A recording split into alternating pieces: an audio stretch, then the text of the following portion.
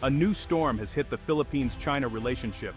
Just days ago, the world watched as sharp words flew between Manila and Beijing. The main headline: China warned the Philippines that jobs could be lost if tensions continue to rise. Manila fired back, refusing to be intimidated. Their message was clear: the Philippines will not back down. This dramatic back and forth grabbed attention across Asia. News programs replayed every statement. Social media buzzed with opinions and memes. People on both sides of the South China Sea saw the clash as more than just political talk. It was about national pride and jobs for real families. Many fear the impact of such threats. Could millions of Filipinos really lose their work? Or is this just another round in the long-running feud over territory and power? The story is about more than ships and statements. It touches lives and livelihoods. As we dig deeper, we see a battle not only for land and sea, but for the future of the region. What happens next could affect millions, and the world is watching closely.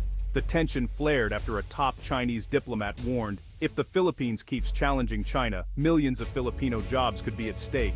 This warning came just after new confrontations in the South China Sea. Chinese officials pointed at Filipino workers in Chinese businesses and call centers. They hinted that economic ties could suffer if disputes continue. China is a huge partner for the Philippines. Many Filipino workers are employed by Chinese-owned companies or serve Chinese tourists.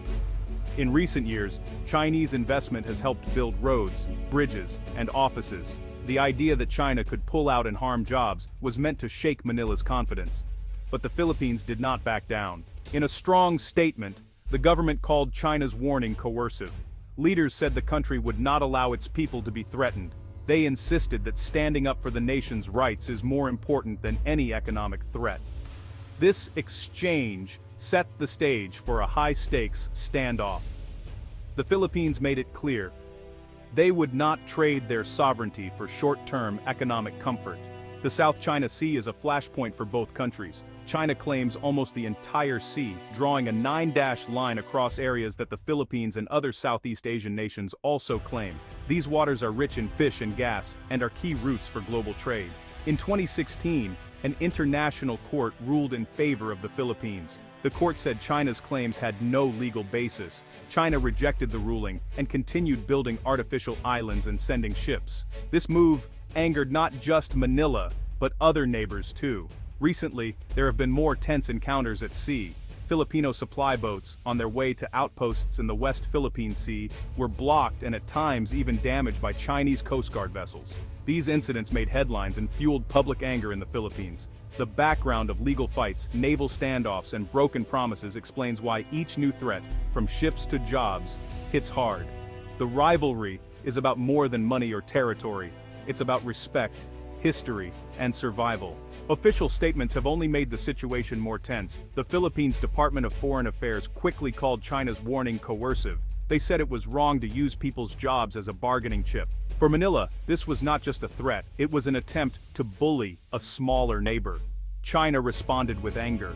Officials accused the Philippines of slander and spreading lies about Chinese actions. They defended their country's right to protect its interests and said China's always open to peaceful talks if the Philippines respects its core concerns.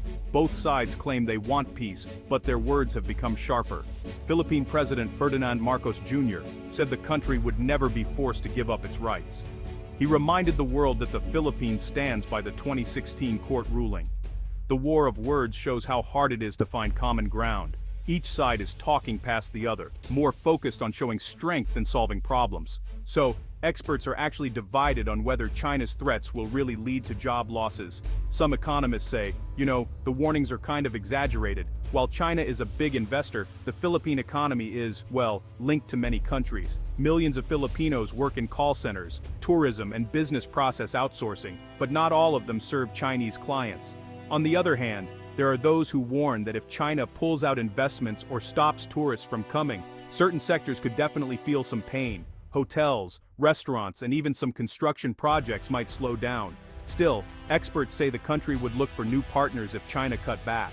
One analyst from the University of the Philippines put it this way: China's warning is more about pressure than real economic risk. The Philippines has survived similar threats before. Others also point out that the Philippines has many allies, including the United States and Japan, and this network can help soften any blow. In the end, most experts agree. China's warning is serious, but it's not a disaster.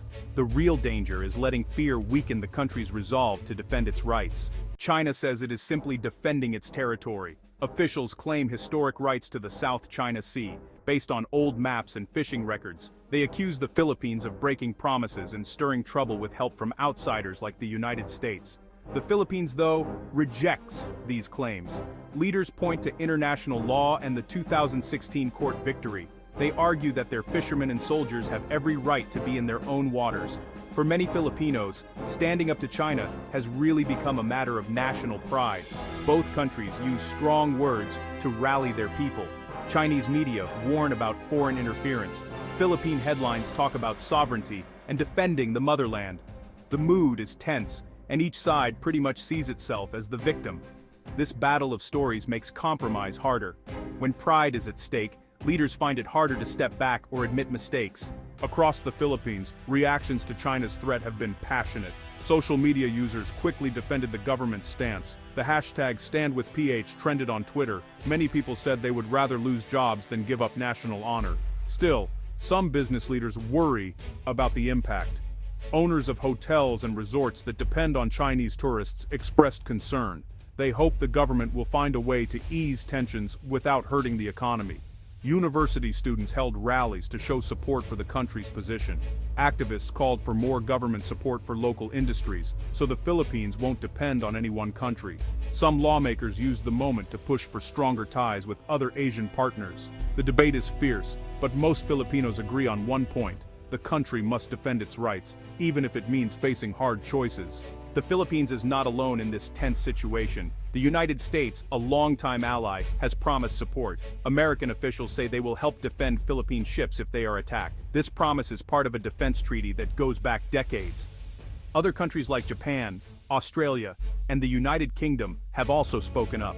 They want freedom of navigation in the South China Sea, because much of the world's trade passes through these waters. Some have even joined the Philippines in military exercises. China sees these moves as interference. It accuses the United States of stirring up trouble to contain China's rise. For smaller countries, the rivalry between big powers adds pressure. They must choose sides or risk getting caught in the middle. The involvement of outsiders shows how high the stakes are. What happens in the South China Sea could shape the future of Asia and the world.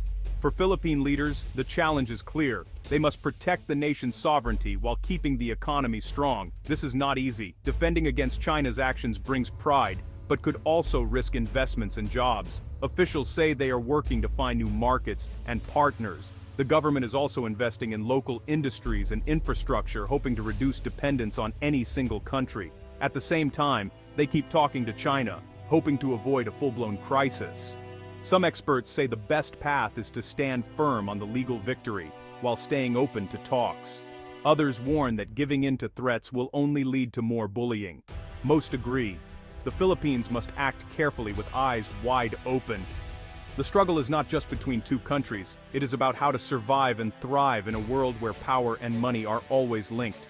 The clash between the Philippines and China is far from over. Each new threat or incident adds to the tension. The stakes are high jobs, national honor, and control of vital sea routes. Other Asian countries are watching closely. They face similar challenges with China and worry about economic pressure. The way the Philippines responds could set an example for others. Will they stand firm or be forced to compromise? For now, the Philippines is clapping back, refusing to bow to threats. But the future is uncertain. Both countries have much to lose if the fight gets worse. It will take wise leadership, strong allies, and steady hands to protect both sovereignty and prosperity. One thing is sure: what happens in these waters will shape Asia's tomorrow. The world will keep watching, hoping for peace, but bracing for more storms ahead.